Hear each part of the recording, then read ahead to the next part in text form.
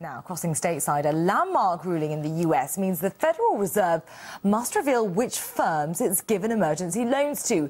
It'll be the first time America's money machine is forced to be transparent when it comes to splashing the cash. Well, for more, let's go live to RT's Alyona Minkowski. He's in Washington for us. Alyona, over to you. Thank you. Well, this isn't the only Freedom of Information Act lawsuit that was filed against the Federal Reserve, but it's the first one that finally worked. And now they're going to have to say just who they gave that emergency money to and exactly how much they got, which is making the banks very scared. They're worried that the American people, who essentially became involuntary investors in the banks because of the bailouts, are going to take all their money out of the accounts and run if they think that those banks are in trouble. Now, some people say that maybe this is exactly what they deserve. But also, could this cause a panic that isn't going to do any good for an already suffering economy? Well, here to discuss with me just what this case might mean is legal analyst Nicole Cardell. Nicole, thanks for joining me. Hi, Alyona. So I first just want to know, why did this case finally work? You know, the other ones that were filed did not get passed, and here they won.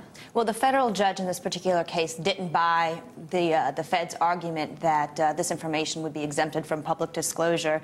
The Fed had argued that this was information that was privileged information of the borrowers that were borrowing money from the banks and would lead them to a competitive disadvantage if it were disclosed. The judge said that the documents that were at issue were actually created by the Fed and didn't buy the argument that this would lead to a competitive disadvantage. But can they still appeal this case? After all, the judge only gave them 5 days to disclose all the information, right? I believe the way the federal law comes out on this one is that a party in a case has 10 days to request a stay of a particular judge's order. So they've got that timeline. I know that doesn't really work out with a 5-day order here, but that's what federal law is. And then they've got another 60 days or some to file notice of appeal at the next level of court, which is the Second Circuit. Now, I'd like to point out that it's a victory, but it's really only a small victory for the 75% of Americans that want disclosure of what's going on at the Federal Reserve, because if this case does get appealed, and I imagine it will, it could take months for the next court to make a decision on it. And if it gets appealed up to the Supreme Court, it could take years. And at that point, the information that the media outlet is requesting to disclose could become valueless. Now, aside from the timing, are they supposed to disclose all of the information to who got every little bit of money?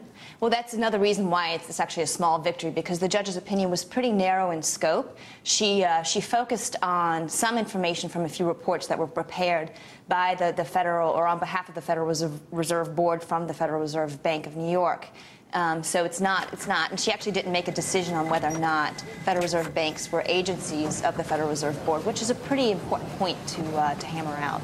But now, let's say that they do have to disclose all this information, and it does happen quickly. Do you think that there might be some kind of panic amongst people taking all their money out of their bank accounts? Well, the judge had made a point on whether or not this could be problematic, and she said, look, this is part of the risk of market participation if you potentially look weak. I think it's pretty paternalistic of the Fed, Bernanke, and others who don't want to have this information disclosed to the public, because we're going to be bearing the brunt of the cost of what the Fed's doing in the long run.